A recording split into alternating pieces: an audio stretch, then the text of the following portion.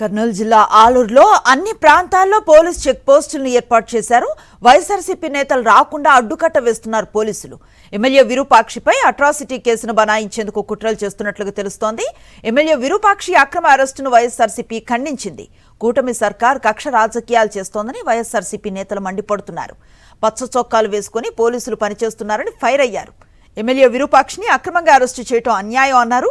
వెన్నుపోటు పార్టీ బనాయించే అక్రమ అరెస్టులకు భయపడేది లేదని తేల్చి చెప్పారు. పక్కా ప్లాన్ ప్రకారమే ఎమ్మెల్యే విరూపాక్షిపై దాడి చేశారని కర్నూలు జిల్లా వైఎస్ఆర్సీపీ నేతలు ఆగ్రహాన్ని వ్యక్తం చేశారు. ఎమ్మెల్యే ఇంటి తలుపులే పగలగొట్టారంటే సామాన్యుల పరిస్థితి ఏంటి అని నిలదీశారు. బాధితులపై పోలీసులు కేసులు పెడుతున్నారని ధ్వజమెత్తారు. నిన్న జరిగిన ఘటన నేపథ్యంలో ఏం జరిగిందో తెలుసుకోవడానికి వస్తున్న వైఎస్ఆర్సీపీ నేతల్ని కార్యకర్తల్ని అనుమతించకుండా ఉండేందుకు బారికేడ్లను ఏర్పాటు చేసి పోలీసులు ఒక కట్టుదిట్టమైన వాతావరణాన్ని ఏర్పాటు చేసిన పరిస్థితి కర్నూలులో కనిపిస్తోంది.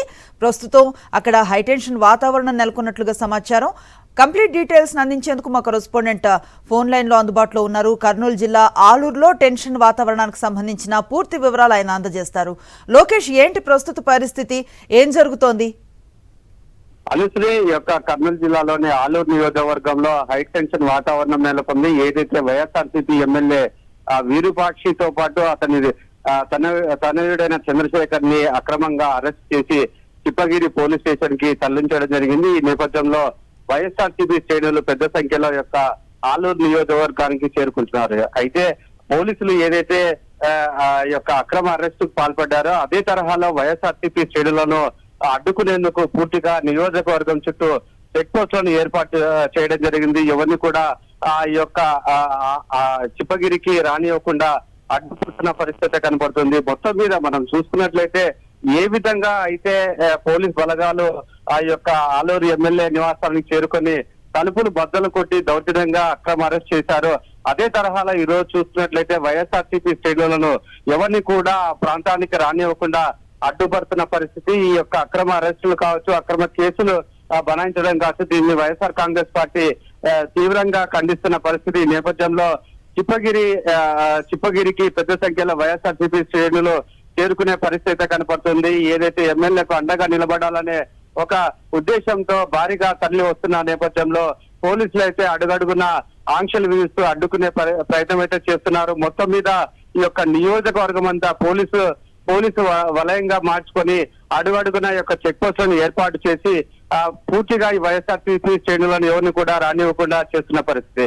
ఏదైతే ఈ యొక్క అక్రమ అరెస్టులు చేయడం అనేతో పాటు ఈ విధంగా అడ్డుకోవడాన్ని వైఎస్ఆర్ కాంగ్రెస్ పార్టీ తీవ్రంగా మండిపడుతున్న పరిస్థితి. ఏదైనప్పటికీ పెద్ద సంఖ్యలో యొక్క నాయకులు, కార్యకర్తలు అయితే చిప్పగిరికి బయలుదేరారు. ఈ యొక్క ప్రాంతంలో వివిధ ప్రాంతాల నుండి కూడా చిప్పగిరికి వెళ్లేందుకు ప్రయత్నం అయితే కొనసాగిస్తున్నారు. మొత్తం మీద ఈ యొక్క అక్రమ అరెస్టులు కావచ్చు, తమని అడ్డుకునేది కావచ్చు, ఇది ఏది కూడా తమ నాయకుడికి అండగా నిలబడడానికి ఏదైతే చేస్తున్నారో ఆ ప్రయత్నాన్ని తిప్పికొడతామంటూ వైఎస్ఆర్సీపీ నాయకులు చెప్తున్న పరిస్థితి Anusri. Right, thank you Lokesh.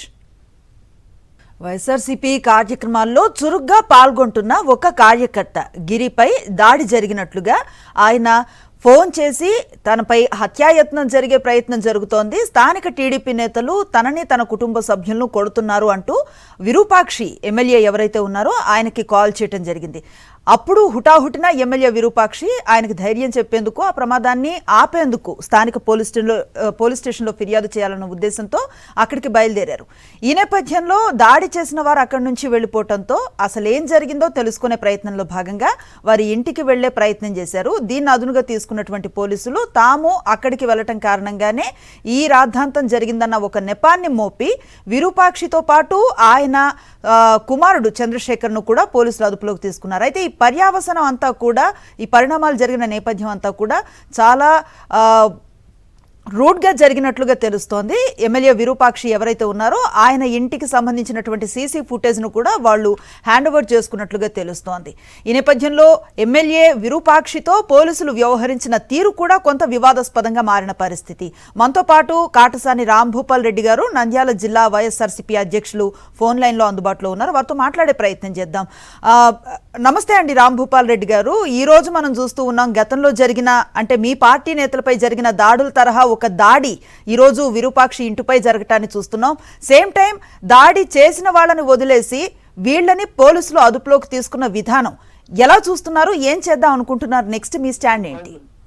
మేము ఈ కూటమి ప్రభుత్వం వచ్చిన తర్వాత బాధితులకు న్యాయం జరగలేదు, కానీ ఎవరు దౌర్జన్యం చేస్తే వాళ్ళకు న్యాయం జరుగుతుంది.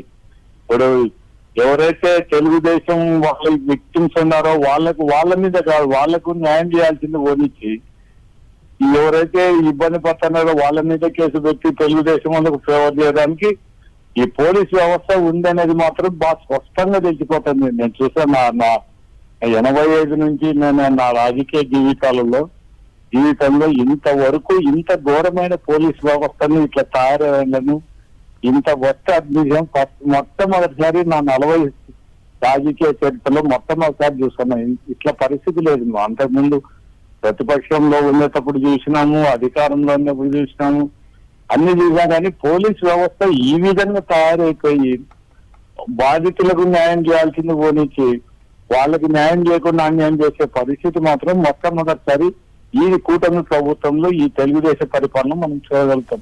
ఒక ఎమ్మెల్యేను అనుకుంటే కూడా చూడకుండా ఇక ప్రజాప్రతినిధి ఎవరైనా కానీ ఏ పార్టీకి సంబంధించిన వ్యక్తి అయినా కానీ ఎమ్మెల్యే అంటే ఎమ్మెల్యేకి ఇచ్చే రెస్పెక్ట్ ఖచ్చితంగా ఇవ్వాలి. అటువంటి రెస్పెక్ట్ ఇవ్వకుండా ఇంటి మీద పోయి సీసీ ఫుటేజెస్ ఆర్డీ డిస్క్ తీసుకొని పోయి, అంటే వీళ్ళకి ఎందుకు అంత భయం పోలీసు వాళ్ళకు?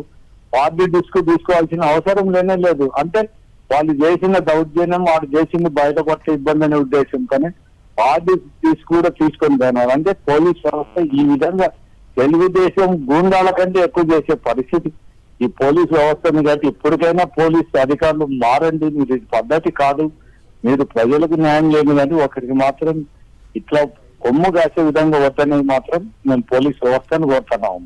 రైట్, మనం ఇప్పటివరకు చూసాం కోర్టులు కూడా అక్షింతలు వేస్తూ మారాలి, ఈ పద్ధతి సబబు కాదు అనేసి వాళ్ళకి పలుమార్లు చెప్పినా కూడా ఇదే తరహా ఘటనలు మళ్ళీ పునరావృతం అవటాన్ని కూడా గమనించవచ్చు. ఇప్పుడు ప్రజల ముందర మాట్లాడడానికి కూడా ఇబ్బంది అయిపోయింది. సోషల్ మీడియాలో ఉన్న కామెంట్ కూడా వాళ్ళ దగ్గరికి, ఇప్పుడు ఒక చిన్న ఎగ్జాంపుల్, మేము ఈ శకునాల విలేజ్ లో వీళ్ళు ఇంటింటికి తిరిగే దాంట్లో వాళ్ళు పేపర్ తీసుకోండి, ఎందుకు లభం ఈ పేపర్ తీసుకోవడం ఎందుకని వాడు లోపలికి పోతే వాడు క్యాంప్ పక్కలో ఉద్యోగం చేస్తుంటే వాడిని పొద్దున్నే తీసేపించినారు. మా తెలుగుదేశం మీరు మాకు అగ్నెస్ట్ గా మాట్లాడుతున్నారు, మీరు అగ్నెస్ట్ మా పేపర్ తీసుకోలేదు కాబట్టి నువ్వు కంపెనీలకు పోవాల్సిన పని ఏదైనా కంపెనీ నుంచి తీసేపించి ఇద్దరిని తీసేపించేస్తాను. ఆ పరిస్థితి ఈ వ్యవస్థ ఈ విధంగా నడుస్తుంది కదా. Right, thank you Rambhupal Reddy గారు, మీ అభిప్రాయాన్ని మాతో పంచుకున్నందుకు. మరిన్ని అప్డేట్స్ కోసం ఛానల్ ను సబ్స్క్రైబ్ చేయండి. నోటిఫికేషన్స్ కోసం బెల్ ఐకాన్ పై క్లిక్ చేయండి.